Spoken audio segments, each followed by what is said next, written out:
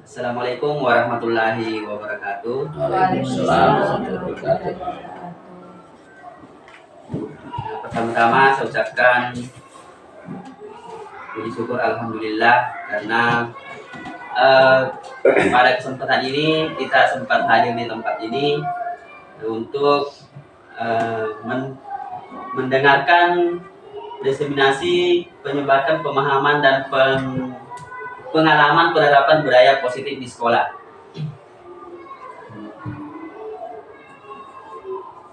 Jadi agenda kita hari ini adalah menyebarkan pemahaman dan pengalaman penerapan budaya positif. Apa itu budaya positif? Budaya positif adalah suatu pembiasaan yang bernilai positif. Di dalamnya mengandung sejumlah kegiatan yang mampu menumbuhkan karakter murid. Nah, adapun konsep inti budaya positif itu apa saja? Ada beberapa. Yang pertama adalah pembelajaran dengan paradigma baru, kemudian disiplin positif. Yang selanjutnya adalah motivasi diri manusia. Yang berikutnya 5 kebutuhan dasar manusia. Kemudian posisi kontrol guru. Yang berikutnya keyakinan kelas. Dan segitiga restitusi. Nah, kita mulai dari pembelajaran dengan paradigma baru. Pembelajaran dengan paradigma baru dirancang berdasarkan prinsip pembelajaran yang terdiferensiasi, sehingga setiap siswa belajar dengan kebutuhan dari tahapan perkembangan untuk mewujudkan profil pelajar Pancasila. Nah, ada 6 dimensi profil pelajar Pancasila yang dikembangkan yang sering kita dengar. Yang pertama adalah gotong royong, kemudian kreatif, bernalar kritis, mandiri, kemudian bertakwa kepada Tuhan Yang Maha Esa dan berakhlak mulia, kemudian berkebinekaan global yang terakhir. Nah, itu 6 dimensi profil pelajar Pancasila yang sering kita dengar, yang telah dikembangkan banyak sebenarnya, tetapi yang terkenal hanya 6 dimensi ini. Jadi ada beberapa yang telah dikembangkan, tapi yang paling terkenal adalah yang 6 dimensi ini. Kemudian disiplin positif. Makna kata disiplin adalah sesuatu yang dilakukan seseorang pada orang lain untuk mendapatkan kepatuhan. Kita cenderung menghubungkan kata disiplin dengan ketidaknyamanan. Dian Garson dalam bukunya Restructuring School Discipline 2001, dia menyatakan bahwa arti dari kata disiplin berasal dari bahasa Latin, yaitu disciplina, yang artinya belajar. Kata disiplin berasal dari akar kata yang sama dengan disciple atau murid atau pengikut. Sebagai pendidik, tujuan kita adalah menciptakan anak-anak yang memiliki disiplin diri sehingga mereka bisa berperilaku dengan mengacu pada nilai kebajikan universal dan memiliki motivasi intrinsik, bukan motivasi ekstrinsik. Nanti di depan kita akan melihat apa itu motivasi ekstrinsik, apa itu motivasi intrinsik. Nah, lalu apa itu disiplin positif? Disiplin positif merupakan salah satu cara penerapan disiplin yang bertujuan untuk menumbuhkan kesadaran serta memberdayakan anak untuk melakukan sesuatu tanpa sogokan, ancaman maupun hukuman. Selanjutnya kita akan melihat apa itu motivasi perilaku manusia. Nah, ini saya katakan tadi bahwa ada motivasi eksternal, ya. Motivasi eksternal untuk menghindari ketidaknyamanan jika tidak melakukannya. Kemudian yang kedua adalah untuk mendapatkan imbalan dari orang lain. Nah, ini motivasi ini yang muncul dari luar. Nah, seseorang mau melakukan sesuatu karena merasa tidak nyaman mungkin dengan atasannya atau dengan temannya atau dengan orang lain. Kemudian mereka mau melakukan sesuatu karena mendapatkan imbalan. Ya, mungkin motivasi ini mungkin semua ada sama kita ya. Jadi semua ada. Jadi menghindari ketidaknyamanan, kemudian karena mendapatkan imbalan dari orang lain. Kemudian motivasi yang kedua adalah motivasi internal atau yang disebut tadi motivasi intrinsik. Ya. Kalau yang ini dikenal dengan motivasi ekstrinsik. Nah, ini motivasi intrinsik ini adalah ketika seseorang ya, menjadi orang yang mereka inginkan dan menghargai diri sendiri dengan nilai-nilai yang mereka percaya. Jadi mereka motivasi ini muncul dari dalam diri seseorang atau dari dalam diri manusia. Jadi mereka melakukannya karena ingin menghargai diri sendiri. Jadi menghargai diri sendiri dengan nilai-nilai yang mereka percayai. Nah, itu ada dua motivasi, yaitu motivasi ekstrinsik dan motivasi intrinsik. Ada konsep disiplin dengan identitas gagal. Kita lihat perbedaannya. Nah, ini adalah konsep disiplin dengan identitas gagal dengan hukuman. Ketika kita menghukum, ya, mereka akan merasa tersakiti atau menyakitkan. Mereka merasa tidak nyaman. Mereka merasa merasa takut. Kemudian mereka merasa dipaksa. Kemudian mereka menyembunyikan kesalahannya karena takut dihukum, sehingga mereka akibatnya mereka menyembunyikan kesalahan yang mereka lakukan. Kemudian murid jadi rendah diri. Kemudian dengan penghargaan ini tidak efektif, merusak hubungan, kemudian mematikan kreativitas. Kemudian yang berikutnya adalah menghukum dengan sistem ranking. Makanya di pembelajaran ke-13 kemarin itu ranking dihapuskan, tidak boleh ada di laporan pendidikan, karena mereka merasa dihukum dengan ini karena mereka berpikir, oh, saya tidak dapat juara, yang ini dapat juara. Jadi makanya di pembelajaran ke-13 kemarin ranking itu dihapuskan di laporan pendidikan. Kemudian merampas hak menghargai dirinya. Nah, itu perbedaan. Itu adalah konsep disiplin dari identitas gagal, hukuman dan penghargaan. Selanjutnya ada konsekuensi. Konsekuensi penguatan jangka pendek. Perlu monitoring berkelanjutan. Kemudian stimulus respon. Murid menghormati peraturan. Kemudian kehilangan waktu untuk mengurangi kesalahan. Kemudian ketika dilakukan restitusi, murid bertanggung jawab atas perilakunya, fokus pada pemecahan masalah jangka panjang, murid menghormati dirinya dan orang lain. Kemudian teori kontrol, dirinya memegang kontrol. Murid bersemangat memperbaiki kesalahan. Nah, ini ada 5 kebutuhan dasar manusia. Ya. Yang pertama adalah bertahan hidup. Seperti contohnya butuh makanan, pakaian, tempat tinggal, keamanan dan kesehatan. Yang kedua adalah kekuasaan. Ya, mereka butuh harga diri, keinginan untuk didengar, memimpin, diakui, kemudian berprestasi. Kemudian yang ketiga adalah cinta dan kasih sayang. Mereka mempunyai rasa ingin diterima, berbagi, diperdulikan, kerjasama, menjadi bagian dari kelompok. Kemudian kebutuhan berikutnya adalah kebebasan.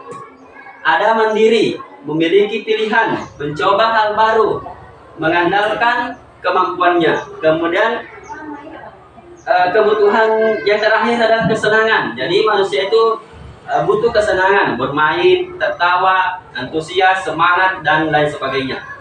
Nah, itu adalah 5 kebutuhan dasar manusia. Nah, ini yang paling penting. Posisi kontrol guru. Nah, di mana kita berada di sini? Ada 5 posisi kontrol guru. Yang pertama adalah penghukum, membuat rasa bersalah, sebagai teman, sebagai pemantau, dan sebagai manajer.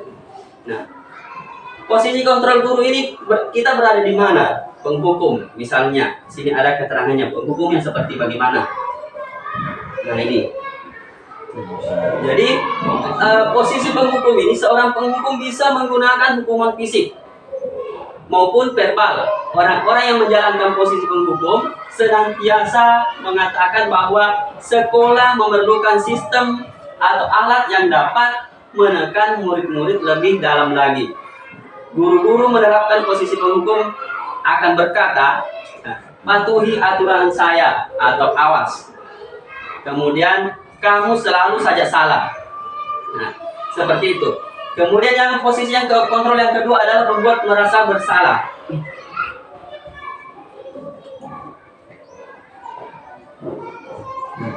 Pada posisi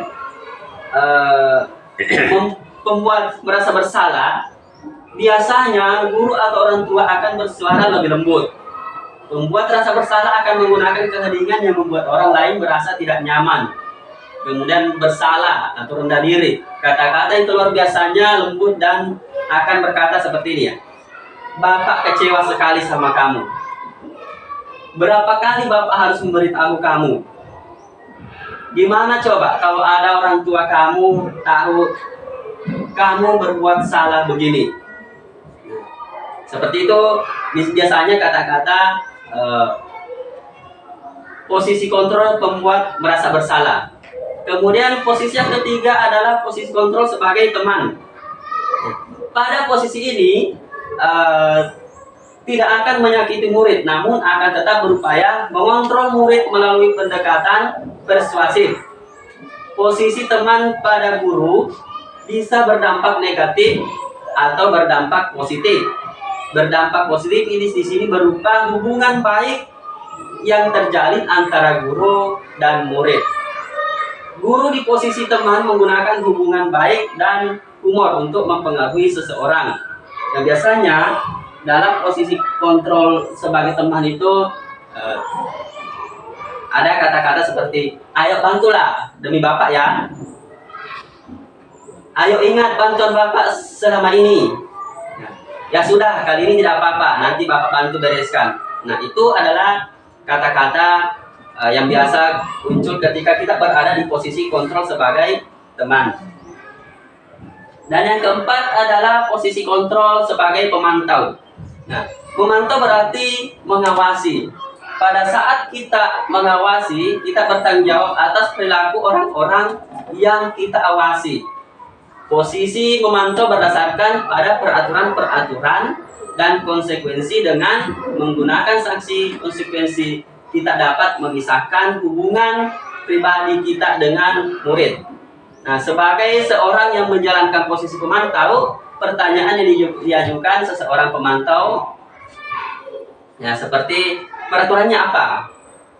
Kemudian apa yang telah kamu lakukan? Kemudian sanksi atau konsekuensinya apa? Nah, itu yang biasa dikatakan ketika berada di posisi kontrol sebagai pemantau. Nah, yang terakhir adalah posisi kontrol manajer. Nah, posisi kontrol sebagai manajer yaitu posisi di mana guru berbuat sesuatu bersama dengan murid, mempersilahkan murid, mempertanggungjawabkan perilakunya, mendukung murid agar dapat menemukan solusi atas permasalahannya sendiri. Kemudian biasanya, apa rencana kamu untuk memperbaiki hal ini? Itu biasa yang diucapkan dalam posisi kontrol. Bagaimana kamu memperbaiki kesalahan kamu? Apa solusi untuk memperbaikinya? Nah, itu beberapa kata sebagai posisi kontrol kesalahan kamu. Apa solusi untuk memperbaikinya? Nah, itu beberapa kata sebagai posisi kontrol manajer. Nah, dari kelima posisi ini, ya, sebaiknya kita berada di posisi yang mana? Apakah sebagai penghukum? Apakah sebagai pembuat rasa bersalah? Apakah sebagai teman? Apakah sebagai pemantau? Atau apakah sebagai posisi manajer? Nah, itu adalah posisi kita, posisi kontrol kita sebagai seorang guru. Nah, ya, kalau ibu apa? Memantau saya. Memantau. Memantau anak. Ya. Nah, disarankan Sebagai manajerial.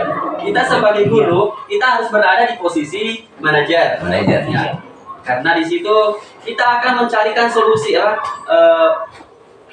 bersama siswa mencari solusi apa yang akan dilakukan sehingga solusinya selesai. Nanti ada video ketika melakukan kontrol ini yang namanya nanti segitiga restitusi. Tapi di sini ada 2 video kemarin, tapi kayaknya tadi tidak terputar satunya.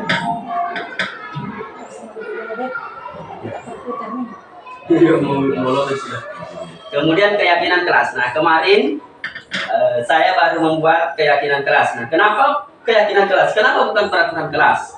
Ya, itu. Jadi itu pertanyaannya. Ya, sama juga ketika kita di naik motor. Kenapa peraturan menggunakan helm? Kenapa bukan keyakinan? Nah, itu. Jadi ada perbedaan antara keyakinan kelas dan peraturan kelas. Jadi guru dalam keyakinan kelas, guru berperan membuat keyakinan kelas yang dibuat bersama murid untuk menumbuh kembangkan perilaku baik pada murid. Jadi kemarin saya sudah membuat keyakinan kelas. Kebetulan kemarin dari Bu Nuri masuk juga, jadi di situ terambil untuk videonya. Jadi tidak apa-apa lah. Ya. Jadi kita bisa membuat keyakinan kelas di kelas masing-masing. Kemudian bisa juga kita membuat keyakinan sekolah.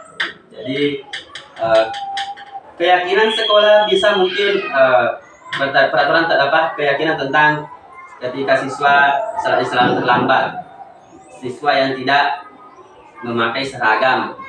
Nah, itu bisa kita buat keyakinan sekolah. Kalau di kelas bisa menghargai barang milik pribadi dan teman, itu masuk di dalam kelas tepat waktu. Jadi itu contoh-contoh keyakinan kelas. Jadi bukan peraturan kelas lagi, tetapi keyakinan kelas. Atau bisa juga kesepakatan kelas. Jadi kita buat kesepakatan. Nanti kan ada konsekuensi. Jadi kita berlakukan konsekuensi, bukan sebagai hukuman, tapi konsekuensi. Jadi ada perbedaan antara hukuman dan konsekuensi. Nah, setelah itu kita bisa melakukan restitusi. Jadi apa itu restitusi? Kita akan lihat nanti apa itu restitusi. Ini ada perbedaan antara hukuman dan konsekuensi. Kalau hukuman tidak terencana tiba-tiba. Ya, contoh, seseorang yang melakukan kesalahan, kemudian kita memberi hukuman berdiri di depan kelas. Nah, itu adalah hukumannya secara yang tidak terencana atau secara tiba-tiba. Kemudian bersifat satu arah. Murid tidak tahu apa yang akan terjadi. Jadi ketika murid datang terlambat, mereka tidak tahu apa yang akan kita hukuman apa yang akan kita berikan kepada dia. Kemudian berupa hukuman psikis atau fisik. Biasa juga ada di biasanya ya, hukuman diberikan ada dipukul ya. Ya, itu ditempeleng atau dicubit atau di apa, itu hukuman fisik ya. Fisik. Kemudian yang bagaimana konsekuensi? Terencana dan disepakati. Jadi kita membuat tadi kesepakatan kelas. Jadi ketika murid melanggar kesepakatan kelas atau keyakinan kelas tadi, maka ada konsekuensi. Nah, konsekuensinya ini murid sudah tahu ketika saya lambat masuk dalam kelas, apa konsekuensi yang akan saya terima. Saya memecahkan misalnya barang teman atau merusak barang teman, apa konsekuensi yang harus saya lalui, saya terima. Nah, seperti itu. Kemudian bersumber dari dua arah. Murid tahu apa konsekuensi ketika dia melanggar. Nah, itu tadi. Nah, dia memecahkan misalnya botol minumannya teman atau menumpahkan minuman teman. Jadi konsekuensinya apa ketika dia memecahkan botol temannya? Nah, itu. Jadi itu adalah perbedaan antara hukuman dan konsekuensi. Nah, selanjutnya ada segitiga restitusi. Guru yang berada pada posisi kontrol sebagai manajer dapat menyelesaikan masalahnya dengan penerapan segitiga restitusi, yaitu metode penyelesaian masalah dengan proses dialog yang dilakukan guru kepada murid, di mana murid sendiri yang menemukan solusi dari permasalahannya. Nah, itu. Nah, ada 3 tahapan dalam restitusi ini. Yang pertama, menstabilkan identitas. Yang kedua, memvalidasi tindakan yang salah. Dan yang terakhir, menanyakan keyakinan. Nah, itu 3 tahapan untuk melakukan restitusi. Jadi, restitusi ini bukan untuk mencari kesalahan, tetapi bagaimana kita membantu siswa memperbaiki kesalahannya. Nah, jadi tidak lagi dilakukan hukuman. Jadi sebaiknya kita harus tahu ya, karakter siswa kita seperti apa. Bagaimana siswa kita di dalam kelas. Seperti itu. Jadi ada tadi pembelajaran berdiferensiasi. Pembelajaran berdiferensiasi itu dilakukan ketika murid kita beragam di dalam kelas. Jadi pembelajaran dilakukan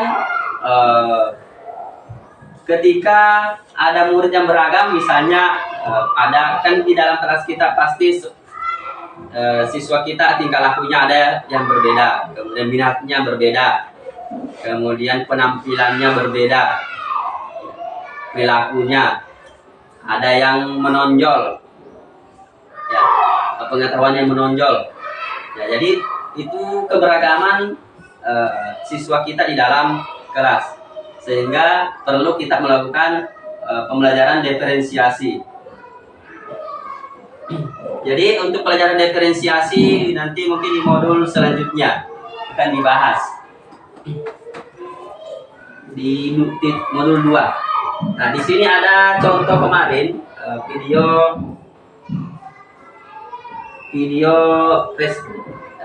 segitiga restitusi praktek ya, apa skenario yang saya lakukan bersama Rifki kemarin di dalam kelas. Kemarin ada 2 kasus kemarin. Kasus Rifki kemarin ini adalah dia sering terlambat karena katanya menonton apa yang dinonton film horor sampai tengah malam, sehingga paginya dia ketiduran tidak bangun. Itu kemarin kasus yang saya angkat untuk praktek segitiga restitusi ini. Kemudian ada kemarin kasus yang kedua, Wida dengan Ami kemarin itu ya, kasus bertendang-tendang sepatu, ya, bertengkar, seperti itu kasusnya. Tapi ada videonya tidak terputar. Mudah-mudahan yang satu ini terputar.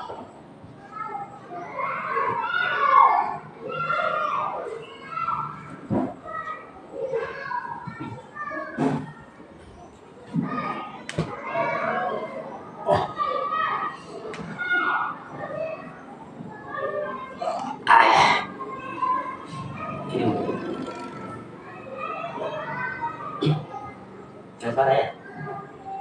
Bisu. Jadi akan tersambung. Aduh. Ternyata tidak ada suaranya. Sambung ke sana dia. Tahun sana, tahun sana. Tidak ada anunya, Pak. Nah, Tidak bisa. Patah di situ. patah. Patah di dalam. Biar lebih sudah patah. Untuk DM lain, kebawah itu juga habis. Wanita pertama gue. Wanita pertama. Ya, Ganggu. bukan. Bukan. Kasih di sana sambung laptop. Jaga biar nih Itu. bisu. Mudah-mudahan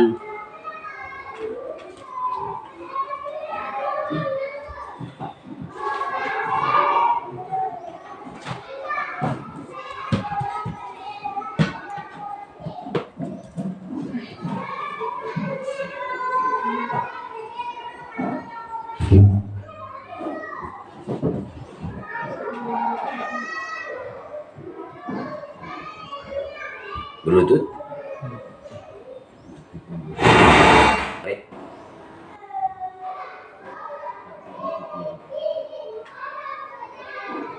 Ganggu. tidak mau ya. Hah? Tidak mau. Cari dulu. Cari di situ. Di sini sih. Di laptop. Sudah aktif. Hmm? Sudah kasih aktif.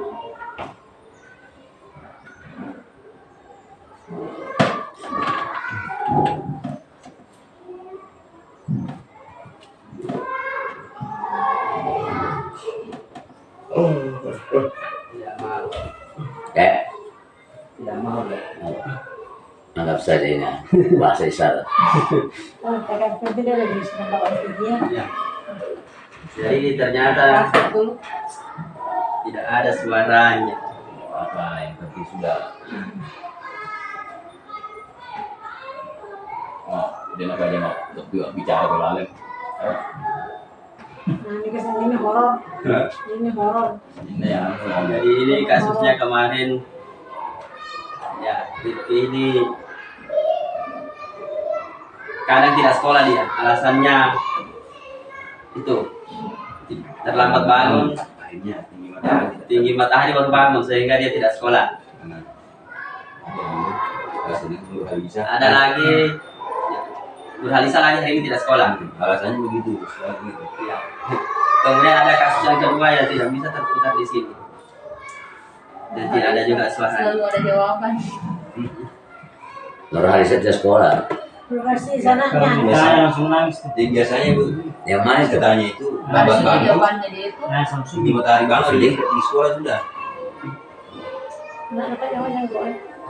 Oh, yang bawah? Bukan, anaknya sedih. Oh, Tak senang. Ma, yang besar yang itu. bapaknya bilang. Salina selalu ada jawabannya kalau dia Di sana? kasih tahu. Iya, kurasi yang besar dari punya. Menurut Oh, Alisa, bisa. Nurhalisa yang dari Boyu? Bunyi. berapa kali sih saya anu tidak sekolah, saya tanya itu kenapa tidak sekolah? Karena lambat bangun. Jam malam, biasa udah siang itu jam 1 dengan mamanya. Bapak, Bu. Ampun, ini gimana? Dari siang biasanya yang di jam 1 pulang sampai keluarga. Nah ini ada contoh, ada penjelasan mengenai yang seperti apa menstabilkan identitas. Jadi bagian dasar dari segitiga bertujuan untuk mengubah identitas anak dari orang yang gagal karena melakukan kesalahan menjadi orang yang sukses. Anak yang melanggar peraturan karena sedang mencari perhatian adalah anak yang sedang mengalami kegagalan.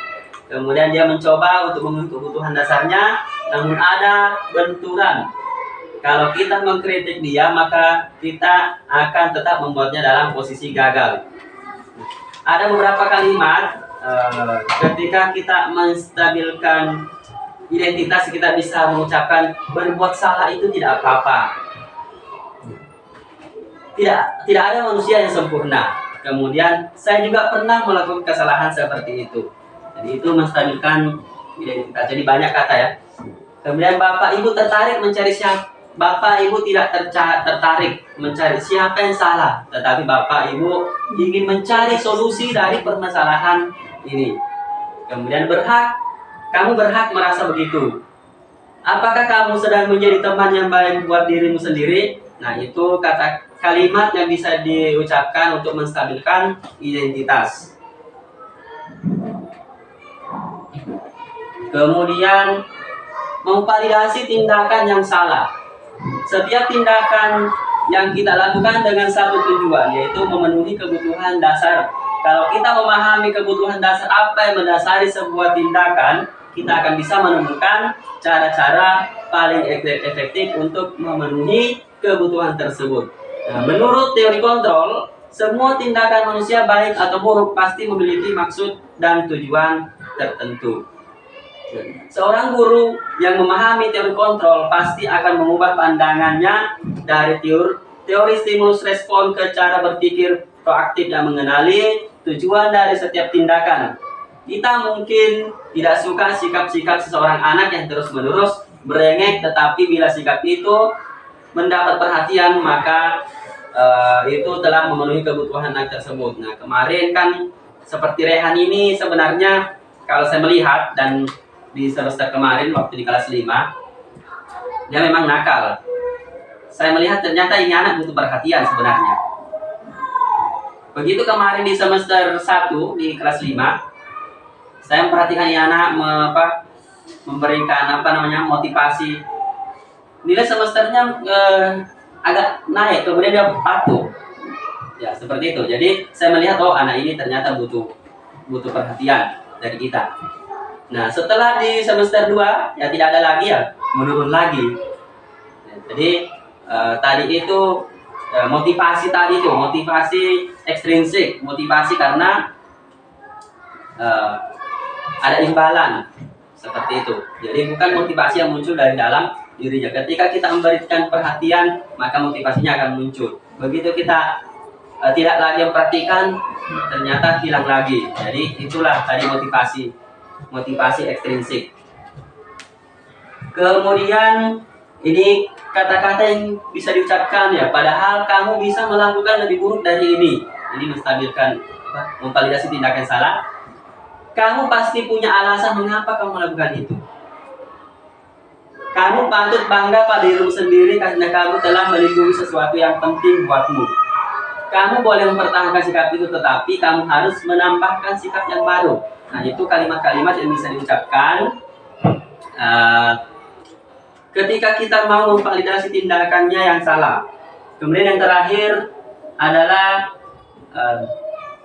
menanyakan keyakinan. Teori kontrol menyatakan bahwa kita pada dasarnya termotivasi secara internal. Ketika identitas sukses telah tercapai, langkah 1 dan langkah tingkah laku yang salah telah divalidasi, langkah kedua tadi, maka anak akan siap untuk dihubungkan dengan nilai-nilai yang dia percaya dan berpindah menjadi orang yang dia inginkan. Pertanyaan-pertanyaan di bawah ini menghubungkan keyakinan anak dengan keyakinan kelas atau keluarga. Makanya kita tadi sudah membuat keyakinan kelas.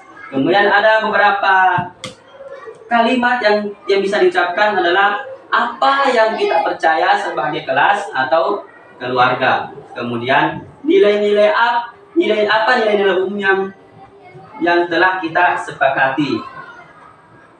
Nah, berikutnya apa bayangan kita? Apa bayangan kita tentang kelas yang ideal? Kamu mau jadi orang seperti apa?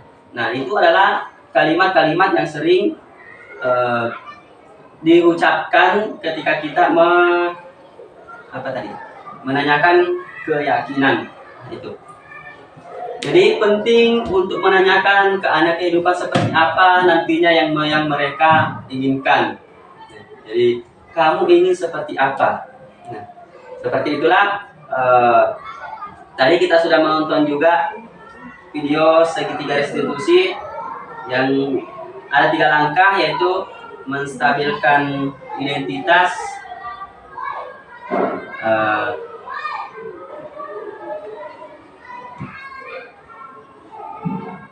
menstabilkan identitas, kemudian memvalidasi tindakannya yang salah, kemudian yang terakhir menanyakan keyakinan. Nah, itu adalah 3 langkah untuk melakukan restitusi. Jadi kita tidak lagi di pendidikan guru penggerak ini kita tidak diajarkan untuk memberikan hukuman, tetapi memberikan konsekuensi atau melakukan restitusi. Jadi restitusi itu bukan untuk mencari kesalahannya, tetapi untuk mencarikan solusi dari kesalahan yang telah dia lakukan. Jadi seperti itu.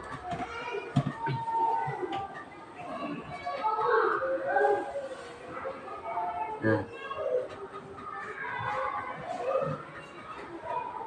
Jadi ternyata materinya sudah selesai.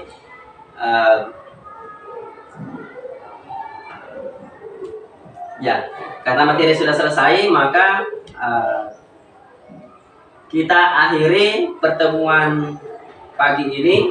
Saya ucapkan terima kasih atas kesediaan Bapak Ibu untuk mengikuti diseminasi, menyebarkan pemahaman dan pengalaman penerapan budaya positif yang saya pelajari di kegiatan guru penggerak di modul 1.4.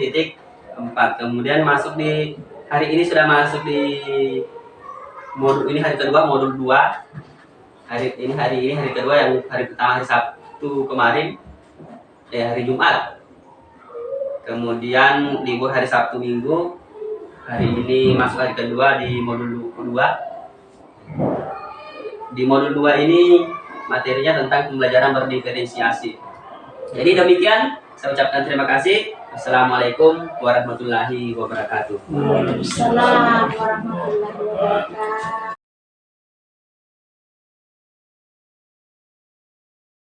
warahmatullahi wabarakatuh. Warahmatullahi wabarakatuh. Waalaikumsalam warahmatullahi wabarakatuh. Apa kabar hari ini? Alhamdulillah, luar biasa. Ya. Seperti yang saya bilang kemarin, saya sampaikan kemarin bahwa hari ini kita akan membuat kesepakatan kelas. Nanti kalau ada kesepakatan atau keyakinan kelas yang kita buat, berarti kalian bisa bertanggung jawab terhadap apa yang akan kita laksanakan di dalam kelas. Jadi itu. Jadi untuk membuat kesepakatan kelas ini, nanti kalian boleh berdiskusi apa yang akan kita sepakati bersama, karena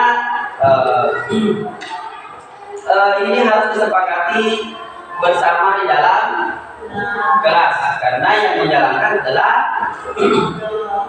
ya warga kelas 5 itu ya.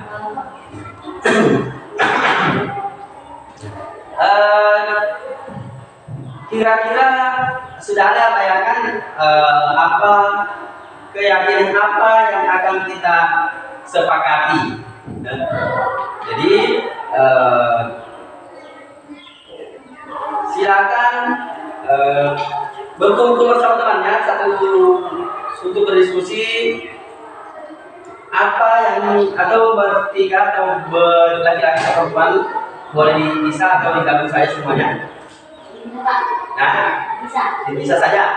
Yang lain bisa laki-laki dengan laki-laki, perempuan dengan perempuan, gitu. Begitu ya. Oke lah, kalau begitu silakan apa yang akan kita buat sebagai kesepakatan kelas. Pertama kita buat dulu katanya apa. Ya, kita buat kata yang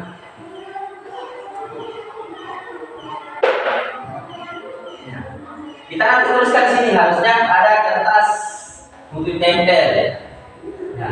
Kemudian katanya, kemudian kalimatnya apa, kemudian kalimat positifnya apa.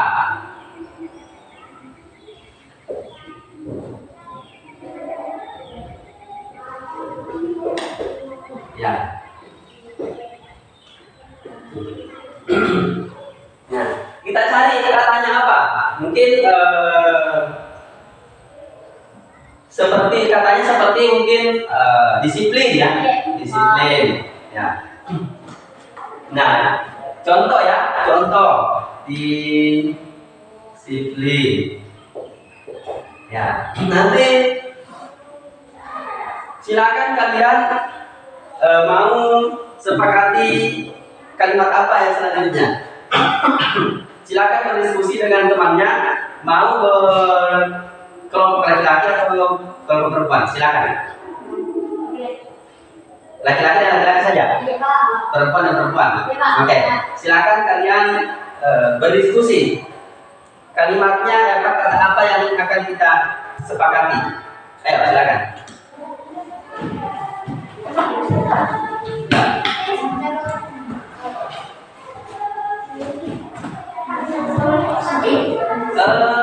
Satu kelompok satu tidak. Jadi satu kelompok itu boleh memberikan banyak kata. Apa yang kita sepakati di dalam kelas kita? Ya, seperti tadi contohnya kita sudah mendapatkan disiplin. Ya, apalagi? Ya, ya boleh ditulis di kertasnya di bukunya. Nanti kalian tuliskan di papan tulis apa yang menjadi kesepakatan kita, kata pertama untuk kesepakatan kita atau keyakinan kita, keyakinan kelas kita. Nah, silakan ditulis. Sudah? Belum? Ya, silakan tulis dulu. Ini kata-kata yang itu dicari katanya. Sebentar baru kita ke kalimatnya. Ya, sebentar ini. Kalimat positifnya apa? Nanti kita katanya apa dulu? Nah, sudah ada semua katanya? Belum? Baru 4? Ya. Apa? Apa yang akan kita buat? Apa yang kita yakini? Apa yang kita buat kesepakatan?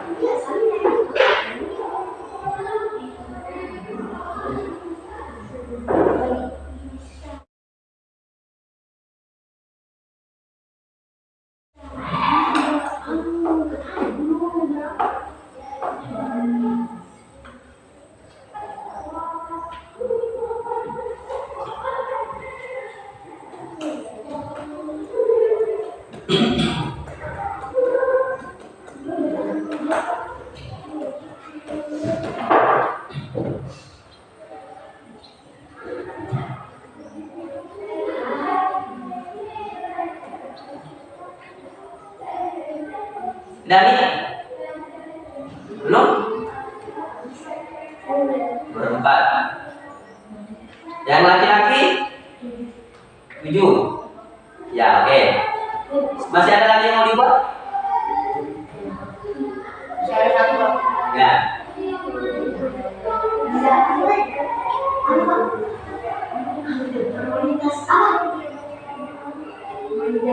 Ya.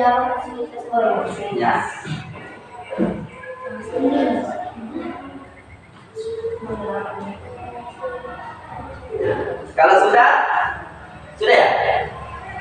Sudah? Belum selesai? Amin? Tidak, belum selesai?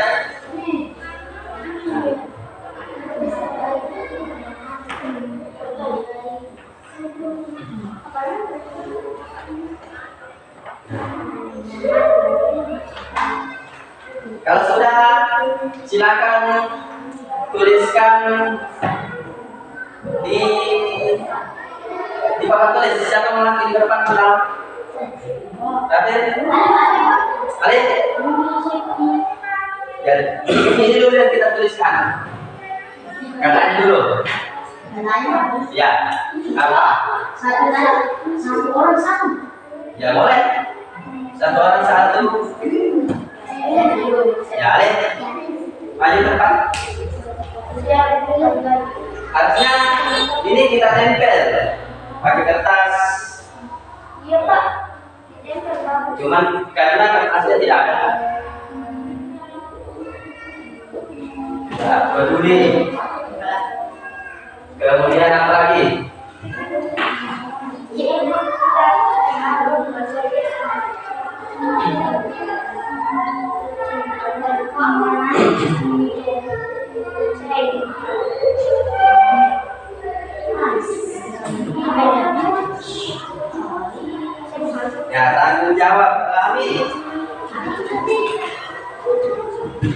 Ya, apa lagi? Ya, sudah ditulis. Tidak ada yang lain? Sama ya, sama tadi tanggung jawab. Ya.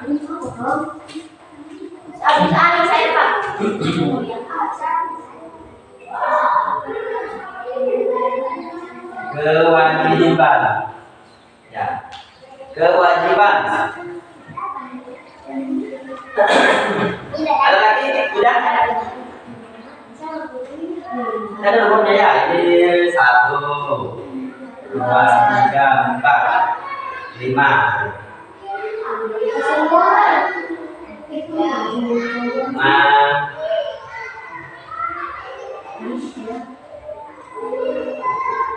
Menghargai.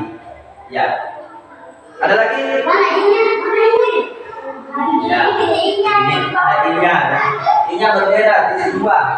Nah. Nurul, ada lagi? Ya, sebentar. Nurul, saya Nurul. Nyata. Bentar, nomor dulu. Dan nomor 6. Ya.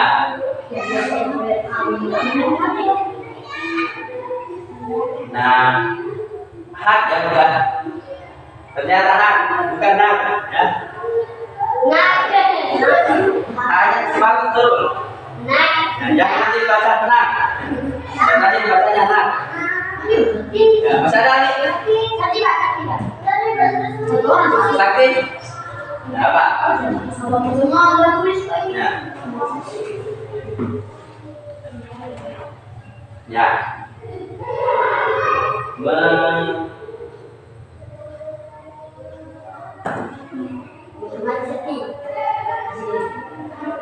Menghormati. Ada lagi?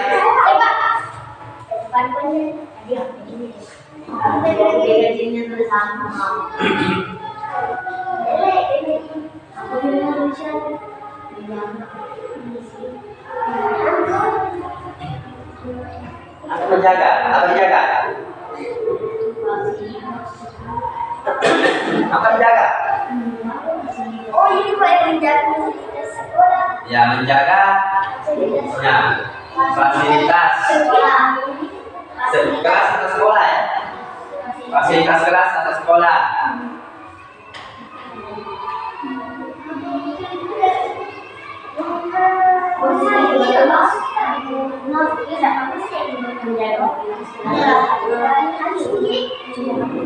Sekolah atau kelas. Masih ada? Masih ada?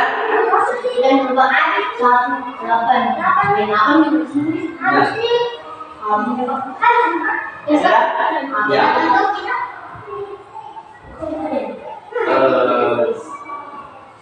Sudah? Sudah?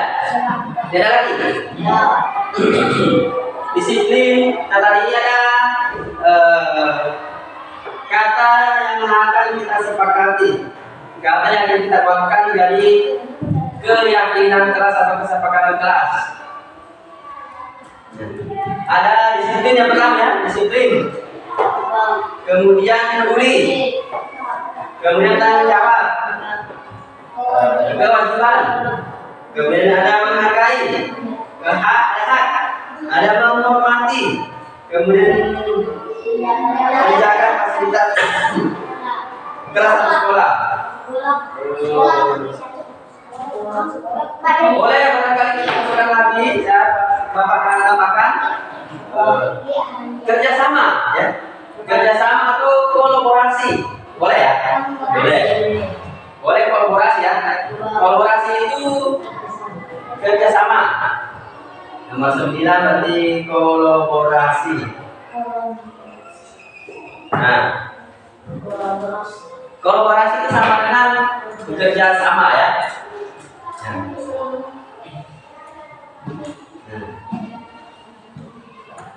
Masih ada yang lain?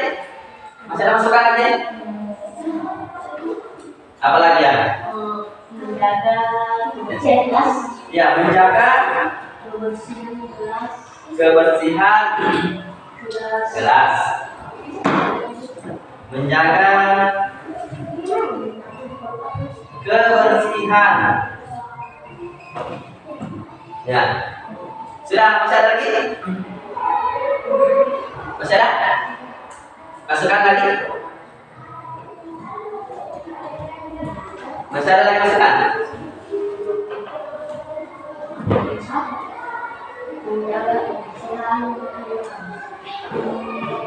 Nah, apakah masih ada dalam pikirannya apa lagi? Nah, ayo. Tertib, tertib ya, tertib. Kita masukkan lagi. Tertib, ya. Apa lagi? Ya. Nah, jadi sudah ada 11 ya, yang ditambahkan tadi ada 3 tambahan. Kolaborasi, menjaga kebersihan dan tertib. Apakah sudah? Sudah ya? Sudah cukup? Sudah cukup. Di kamu disiplin. Disiplin itu apa tadi contohnya? Apa contohnya? Ya, datang tepat waktu. Nah. Atau masuk kelas tepat waktu ya? Datang atau masuk kelas. Nah. Ini kan dalam kelas kita, kan dalam kelas, masuk kelas. Tepat waktu. Nah, ini contohnya dari disiplin. Kan ini keyakinan kelas ya. Jadi kita membuatnya di dalam kelas. Ya, jadi datang atau masuk kelas tepat waktu. Ya, itu. Kemudian disiplin masih ada juga. Disiplin itu menggunakan seragam lengkap pada hari Senin dan Selasa. Nah, itu. Jadi kalau itu untuk sekolah ya, tapi dalam kelas kita ya. Ya silakan yang lainnya buat yang karena ini disiplin sudah contohnya, Bapak kasih dari contoh. Silakan kamu bikin yang lainnya. Buatkan kalimat seperti ini. Ya sudah, buat kesukaan dulu. Ya catat dulu. Buatkan dulu kalimatnya, buat dulu. Jadi tadi sudah ada contoh pertama ya. Contoh kalimat yang pertama disiplin yaitu masuk kelas tepat waktu. Nah sekarang selanjutnya ini ada contoh ya. Yang Bapak kasih tadi. Nah, sekarang apa yang sudah kamu tuliskan tadi? Ya, secara berkelompok. Silakan. Siapa mau duluan? Alif atau Rafi? Kalimatnya dulu Pak. Ya, kalimatnya. Ya, Alif. Rafi? Atau Akbar? Oh ya, siapa itu? Riki ya?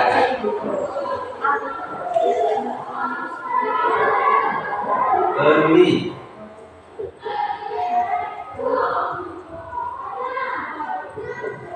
Sesama teman. Ya, peduli sesama teman. Siapa lagi? Saya. Ya, Ami dulu. Nah, lagi perempuan lagi dulu, kan laki-laki tadi, kelompok sana. Bisa. Ya, silakan.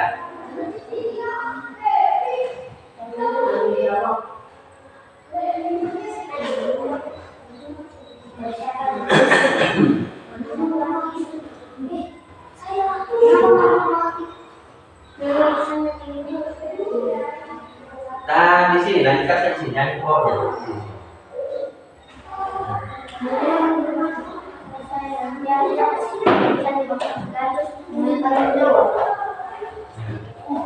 Ada lagi? Ya, laki-laki lagi. Sebentar, saya ambil.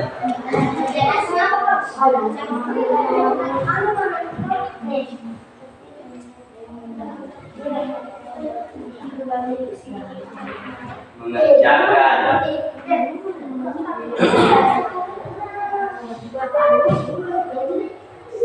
Yang akan kita sepakati, ya. Ya. Kemudian ini sudah merupakan kalimat positif semua nih. Masuk kelas tepat waktu. Peduli sesama teman. Peduli sesama teman. Menghormati sesama teman. Mengerjakan tugas dengan penuh tanggung jawab. Tertib dalam belajar. Saat masuk Ya. dan saat masuk ke dalam kelas. Kerjasama dalam membersihkan kelas. Kemudian melaksanakan tiket kelas. memakai barang yang Menjaga buku pelajaran dan alat tulis yang ada dalam kelas. Kemudian menjaga kebersihan lingkungan kelas. Itu yang apakah cuma ini yang akan kita sepakati? Ya. Ya. Nah, ketika kita melanggar ada konsekuensi yang akan kita dapatkan, ya. Jadi masuk kelas tepat waktu. Ya, ketika bel sudah berbunyi, ya, bel masuk, ya, masuk semua, tidak ada lagi ada keluar. Kemudian peduli sesama teman, bagaimana ini?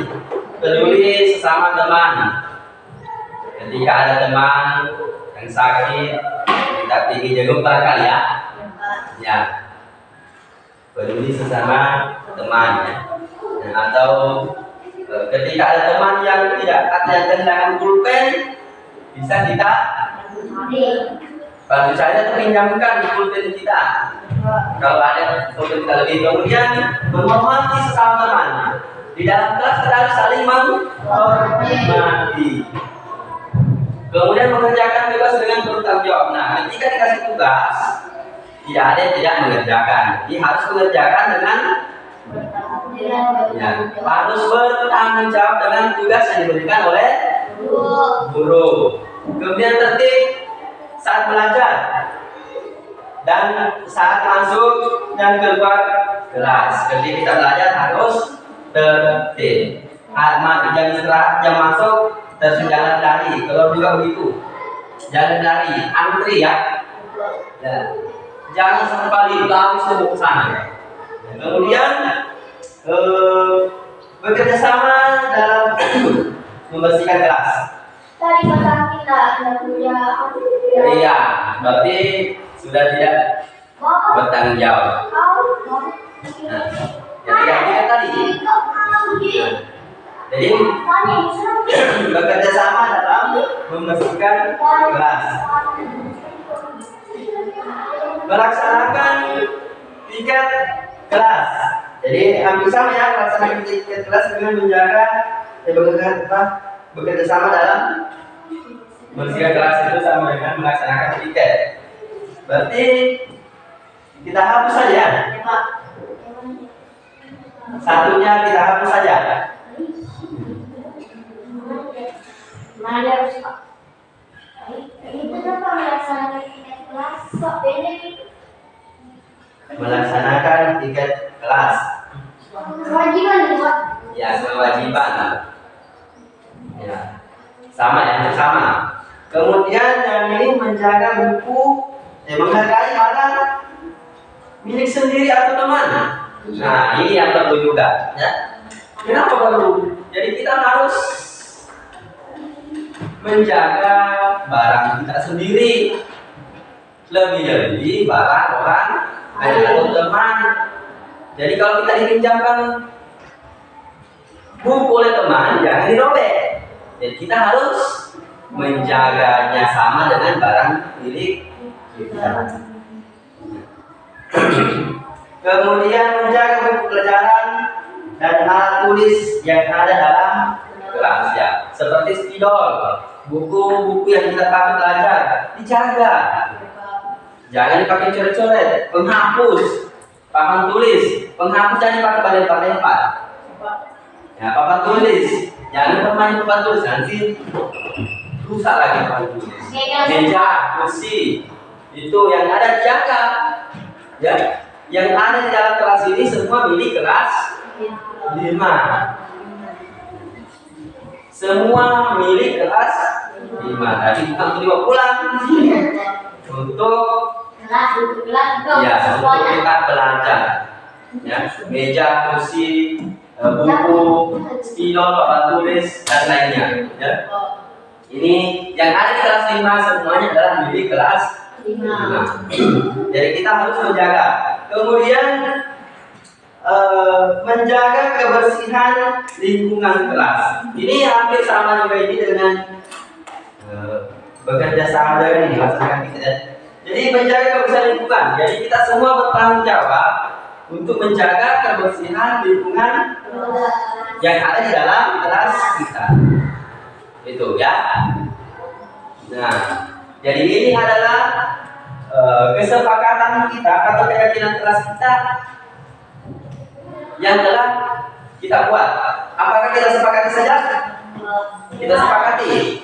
Jadi kalimat positifnya dan semuanya sudah mengarah kepada kalimat positif, ya. Ya. Kita sepakati? Semua sepakat ini? Semua sepakat? Semua sepakat? Ya, jadi ketika ada yang melanggar pasti ada konsekuensinya. Ya. Bisa kita laksanakan? Bisa semua kita laksanakan? Bisa. Ya. Oke, kalau semua bisa melaksanakan berarti kita sepakati. Ini adalah keyakinan kelas kita. Jadi kita harus meyakini kita bisa melaksanakannya, ya, dengan penuh tanggung jawab.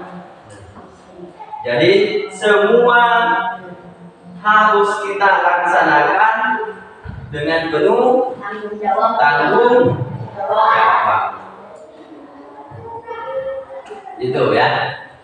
Jadi sudah kita sepakati saja, gitu ya. Nah. Ditulis.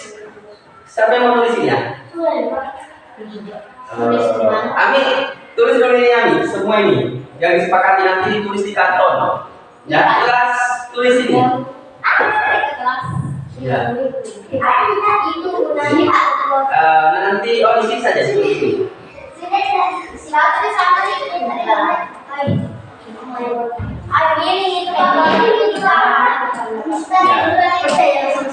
Ya, kasih bagus ini ya. Nanti ada kita tempel di karton.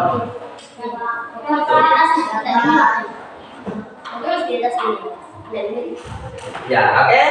Semua kita sepakati. Sepakati ya. Jadi itulah tadi kalian sebentar nulis. Itu tadi kesepakatan kelas yang telah kita buat, ya. Dan kita harus menjaga melaksanakan dengan penuh tanggung jawab, ya. Jadi semua sepakat tadi sudah.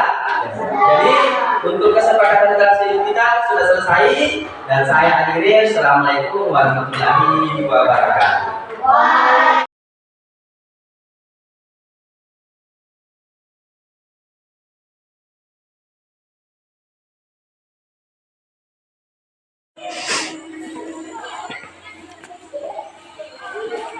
Ami cuma sendirinya bertugas? Iya Pak, yang lainnya mungkin dengan Pak, yang lainnya juga sering.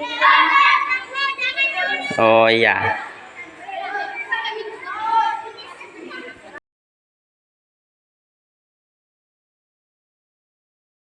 Indah, bagaimana kabarnya hari ini? Alhamdulillah baik Pak. Ya. Alhamdulillah kalau gitu. Kamu tahu kenapa Bapak panggil kemarin? Maaf Pak, kami tidak tahu. Iya. Vicky, Mida, Bapak lihat kemarin yang bertugas tiket kelas itu cuma 1 orang. Artinya kan 3 orang ya. Bukannya kalian bertugas tiket kalian yang kemarin? Ya, Pak. Ya. Riki, Mida, kita kan sudah ada keyakinan kelas. Ya. Kenapa masih dilanjut? Apakah kalian meyakininya? Kami meyakininya, Pak. Iya, bagus. Coba Bapak mau dengar ya, keyakinan kelas apa yang kalian dengar? Melaksanakan tiket kelas dengan penuh tanggung jawab, Pak. Iya. Coba Bapak mau dengar alasan kalian. Kenapa kalian tidak melaksanakan tiket kemarin? Tidak mau. Saya mau Bapak mau dengarkan dulu dari Mida. Kenapa Mida? Saya kemarin terlambat diantar oleh orang tua saya, Pak, sehingga saya terlambat sampai di sekolah. Dan saya sampai di sekolah ternyata kelas sudah disatu, Pak. Oh iya. Mida boleh tahu ada siapa saja di rumah kamu? Ada ibu dan bapak, ada ibu, bapak dan kakak, Pak. Iya. Kakak kamu ke sekolah ya? Ya, Pak. Jadi kira-kira apakah ada solusi lain supaya kamu tidak terlambat? Ada, Pak. Saya harus ikut kakak saya, Pak. Ya bagus Mida. Jadi supaya tidak terlambat lagi, kamu harus ikut dengan kakak kamu ya. Jadi karena kakak kamu juga ke sekolah, jadi bisa ikut dengan kakak kamu. Kalau kamu nanti coba ceritakan kenapa kamu tidak merasakan tiket dulu sentrasi. Maaf, Pak, kemarin saya tidak sekolah karena terlambat banget karena saya tidur larut malam. Kenapa sampai tidur larut malam? Saya nonton sampai tengah malam, Pak. Nonton sampai tengah malam. Riki menonton boleh saja. Ingat waktu Riki, kalau besoknya kamu harus masuk sekolah. Jadi Riki, apa yang harus kamu lakukan agar kamu tidak bangun kesiangan lagi? Saya harus tidur lebih cepat, Pak, dan pasang alarm agar tidak bangun kesiangan. Bagus. Jadi supaya tidak lagi bangun kesiangan, kamu harus memasang alarm, kemudian tidur lebih cepat ya. Ya, jadi Riki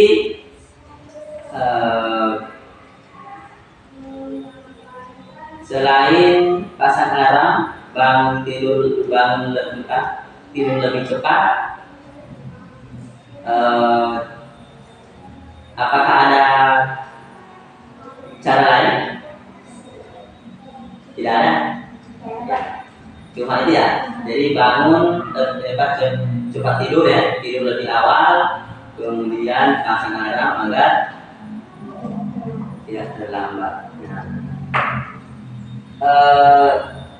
Mida, Rifki, terima kasih sudah ada di sini ya. Jadi besok jangan ada terlambat lagi ya, supaya kalian melaksanakan tiket dengan baik. Karena saya lihat kemarin itu cuma 1 orang yang melakukan tiket. Ya. Baiklah, terima kasih. Silakan kembali ke istirahat.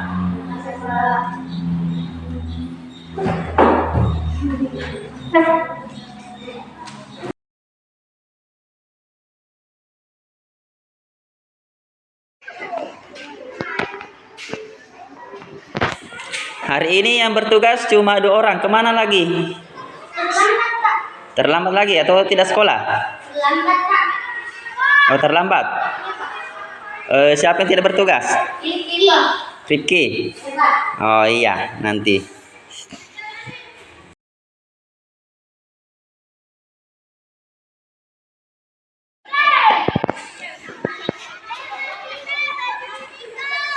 Ya, sudah bertugas semua? Ya, Pak. Sudah ada semua yang belum bertugas? Tidak ada semua, Pak. Sudah. Tidak terlambat lagi? Tidak, Pak. Jadi tidak ada lagi yang terlambat ya kalau bertugas. Ya, Pak.